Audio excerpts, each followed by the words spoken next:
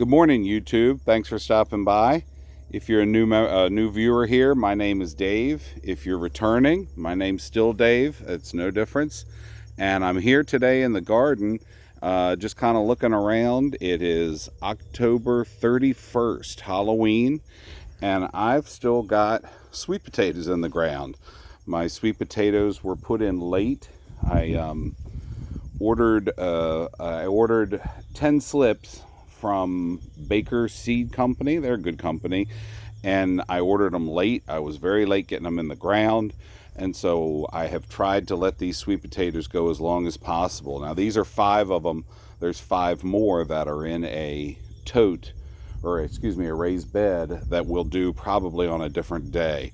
They still are growing like weeds. They're in a kind of a sunny, warm spot out of the sun, and so our cool nights has really not affected them. But as you can see, these have died back. This is 5 plants.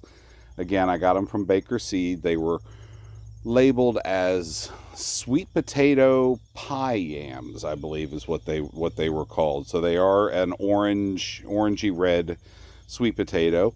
I've never planted sweet potatoes before, and much like my corn that you might have seen earlier, I planted several different varieties this year to see what would grow, and that will give me fuel and seed and source and everything for next year to grow whichever one I decide that I want to do. In the spring, I was trying to get some slips to root from a sweet potato that had been bought from the store.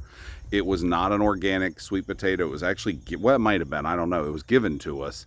And oh boy, I had no idea. Not having done it before, I just didn't realize how long that took. So I got frustrated and ended up ordering these slips. Well, the sweet potato that I was trying to root, I stuck in a pot, and lo and behold, on its own schedule, it finally decided to root. So I have that one also. I suspect it's a Beauregard just from the way it looks. But then the other slips that are kind of in a raised bed right on the other side, like where I'm pointing over there. I hate this when it's backwards. Pointing over there. Those are also Korean gold. So we'll probably dig those up in another video. It's only a couple slips here. There's only 5 plants, so this isn't going to take long. I'm going to set you down, and we're going to dig up a few sweet potatoes. Okay. All right. Stay with me, and I'll be right back.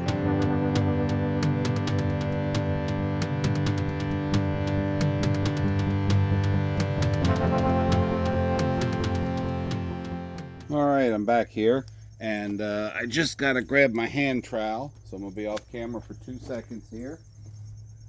And we got that. I always plant a few marigolds, scatter them throughout. It's kind of an old tradition. My mother always did it when she would garden. And of course, there you are. Everybody, you know, it's supposed to keep back bugs. It's supposed to keep back nasty critters from eating your stuff. I don't know if it helps. My personal opinion is they stink, so maybe the bugs think they stink also. And this one's still clinging on here. I just let them run until let the marigolds run until they just expire. Supposedly they do also help with pollinators. I don't think I've ever seen a bee on a marigold, but you know, what do I know? So anyway, the first thing I'm going to do here is I'm going to pull. So we got some chicken feed here on top, as you can see. These roots. I will. Oh, look at that! There's a little baby one right there. So there's my first sweet potato that I've grown and harvested. I don't know, maybe, oh, it's split on the back. Maybe I can chop it up and fry it or something. The split ones, I've been told you should use first, obviously. Obviously, anytime a vegetable's been damaged or marked like that, you want to use it first, because it's going to go bad first. I'm going to get an old flower pot here to put my gains in. So hopefully we'll have lots, and we can fill that up. Now it's like I said, it's 5 slips here. I'm gonna pull them out. Just pull these off the top. This is all gonna be chicken feed. All this green. We'll give that to the chickens later. After we're done doing this, they do. I have trimmed up these a little bit just to keep a walking path, and they do love the greens. It's my understanding you can eat them also, that they're like spinach. I did not do that this year. That will be for another year once I determine what kind of sweet potato I guess I like. Okay, so we got the bed here now. Pulling out a little bit of this wiregrass that just, our area has this stuff everywhere. If you do not have wiregrass, please be thankful. The other one is this stuff. Yeah, I think everybody has this stuff. I've heard it called various things, creeping Charlie, or holy geez, that stuff is a bear to keep on top of. If you have any good suggestions for how you do keep on top of that, please let me know in the comments. I would love to know. Oh, and I think I've got my first sweet potato here. Okay. Brush it off. It's going to need a little bit of cleaning, but there we go.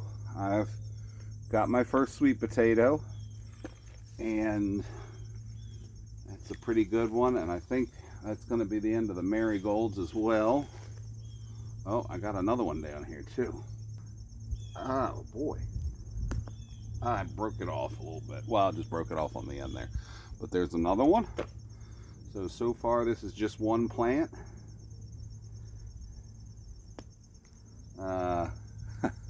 Little nub. Oh. I was worried about these. I planted potatoes here in the spring, and I know potatoes and sweet potatoes really aren't related to one another in the plant family, but those potatoes did not do very well at all. They were weak at best, and I was just concerned planting these here that I was going to end up with another bust of a harvest. But looks like on my first plant I've got 3 pretty decent sized sweet potatoes here. So I'm going to move over here.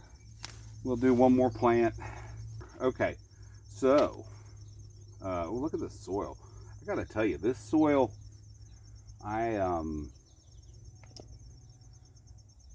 this is mulch basically with a load of horse manure that was mixed in with it. Just let me tell you this real quick. And it's in a raised bed. My soil is very poor here. It's very clay, very difficult to do anything with. And this soil, I'm looking at it, and boy, it's just full of these little tiny earthworms. Look at that. And that's a good sign. I like that. So we're going to put them back in there and cover them up, and I'm going to keep digging. Oh, wait a minute. Hold on.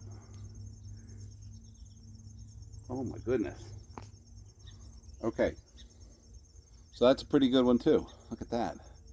All right, so gonna keep digging, gonna fast forward. I'll hold them up, and I will be back here when I'm done. All right, thanks.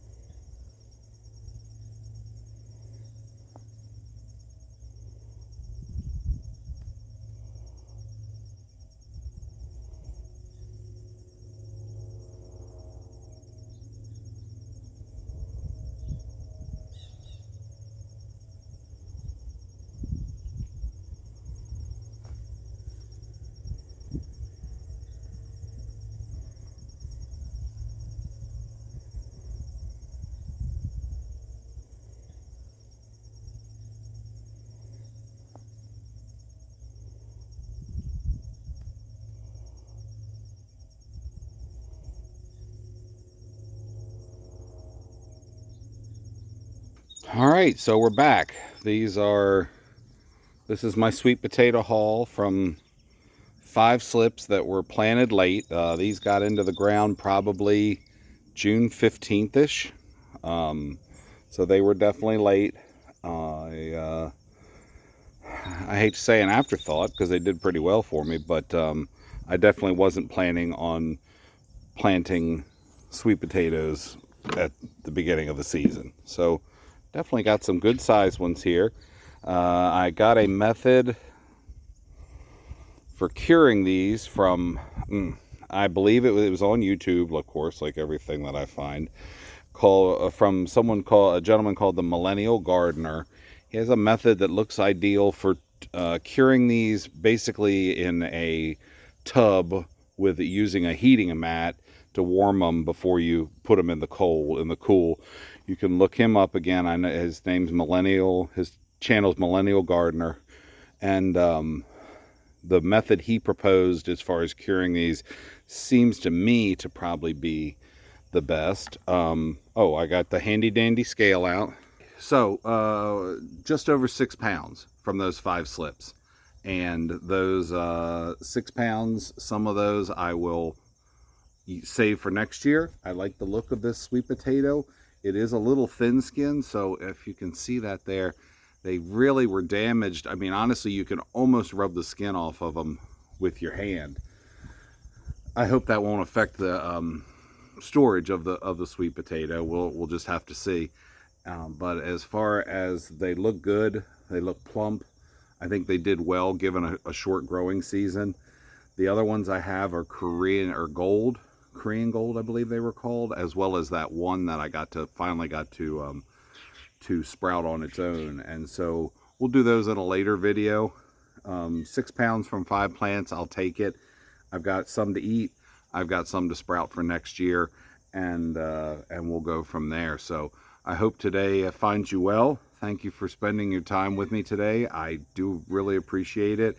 The channel's finally starting to grow a little bit.